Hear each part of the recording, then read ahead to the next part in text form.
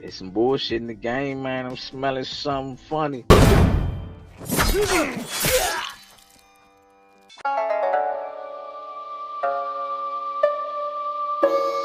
A side, B side, C side, D side. Seems like that's a major topic in boxing today. Purse splits, A sides, B sides. Who's the, just stuff that don't really got nothing to do with us boxing fans, right? But that's just what it is in this social media age of boxing. You got a lot of guys that's masquerading as real boxing fans, but really they just managers of fighters, guys who want to be managers of managing other guys' finances and worried about numbers instead of just worrying about actual boxing. But I guess the more boxing, the better, right? So everyone has their place. You got the guys who really just care about the fighting, and then you got guys who love the business, and then you got guys who do dabble in a little bit of both.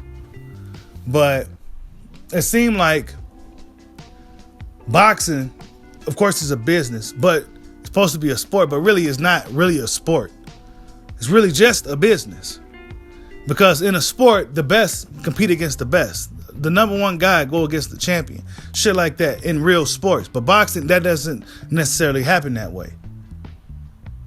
Boxing is still like it was back in the day. It's like the old West. Still the same way it was. It can't get out of its own way.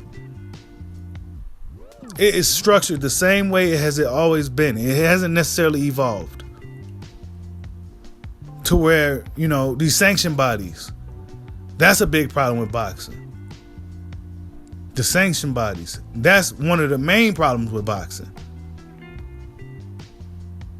So we got all these sanction bodies, but we still can't get some of the best fights we want to see because a guy may be on a different network or may fight on a different platform. So what's the purpose of having these sanction bodies if you can't really get these fights to be made off the strength of that title? What weight does the belt really hold if you can't even get these guys to fight for these belts and try to unify and shit like that? If you can't even, what's the purpose of it? It's just an obstacle. It's just in a way. All this started after the Mayweather era, man. We still dealing with the post Mayweather era of boxing, where Floyd really come out here speaking all that business stuff. And I mean, of course, he was a promoter, so he did what he was supposed to do. You know what I'm saying? A lot of PBC guys are self-promoted fighters. So one may understand them coming out with these numbers because they are their own promoters. They don't got nobody to talk that stuff for them. But keep that shit behind closed doors, because when you come out speaking about numbers and how much this guy getting paid in person, the fight don't happen. Look at the history. Wilder Joshua, a big ass roller coaster ride dealing with that fight. When AJ and Wilder was going back and forth, numbers in public, the negotiations and 50-50s and splits, and it didn't happen. The Gary Russell Jr. fight with Devin Haney, it seemed like it was gonna happen. It seemed like it could have happened, but it didn't happen. Why? Because they was going back and forth with numbers, splits, contracts. It didn't happen. It was too open. It was too out in the public. And of course, the Spence Crawford going back and forth in the public with these numbers and all. It's not gonna happen. It went from beat Jeff Horn, get a belt, to 60-40. If it ain't 60-40 my way or 50-50, then no fight. That's where we at now. 3 years later. How did we get here? Because boxing fans ain't on the same page. Us guys with these platforms and a voice, we're not on the same page. We're not pushing for the fight. We're not pushing hard enough. That's why. Because once boxing fans start talking business and all this other shit don't got nothing to do with them. You know what I'm saying? These grown men business. You know what I'm saying? That's how all this, that's just an extra hurdle and obstacle to overcome to help prevent a fight from happening.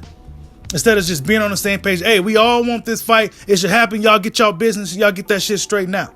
Put your egos aside, meet in the middle, make it happen. But now it's looking like it's not going to happen. Guys ain't budging on what they saying. There's a lot of ego involved. Crawford feels that he done a lot in the sport. He's considered one of the best in the sport. He has been considered that for a while. So he feels that he should get a fair share. Errol Spence feels that since he's been on pay-per-view and, he packing arenas in Texas, that he should get the larger pot. So which carries more weight?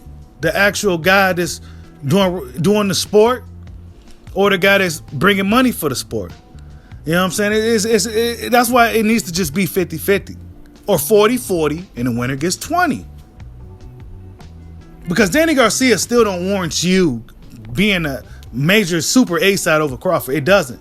But if Crawford was to get the Pacquiao fight, beat him, get that belt, beat Pacquiao, then Crawford's the A-side over you. He's not the super A-side, but he's the A-side.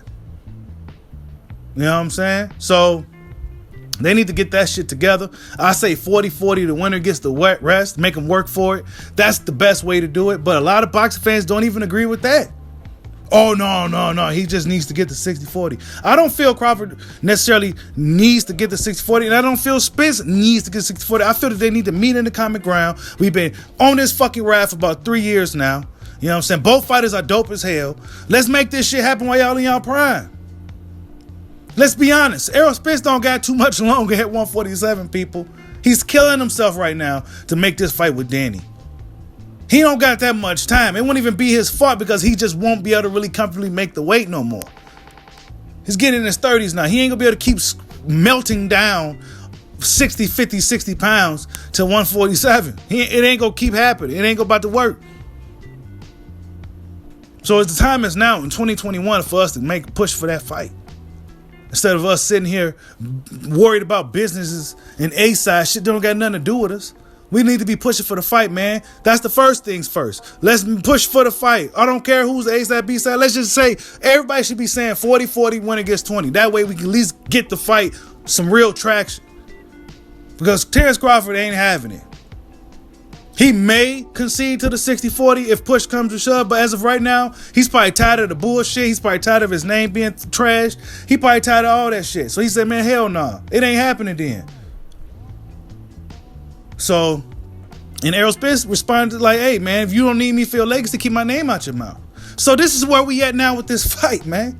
And these boxers today ain't like boxers of yesterday where they was kind of friends. They cool, they friends, they respect each other, but we have to fight because that's how we eat. That's how we make money. That's how we feed our families. But today it ain't like that. It's a big dick pulling contest. A lot of egos involved. A lot of different suits involved. You got a lot of fans, managers involved.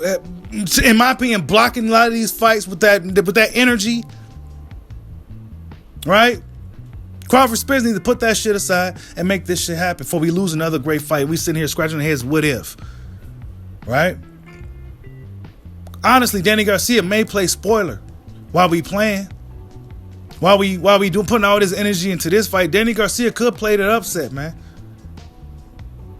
This is the perfect opportunity for a guy like Garcia to beat Spence, considering the layoff, the accident, well, what have you. But I don't really think the Crawford Spence fight gonna happen.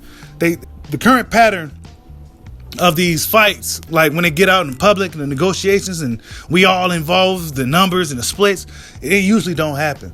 And that's the problem. Like, subscribe, holla at your boy. Peace out.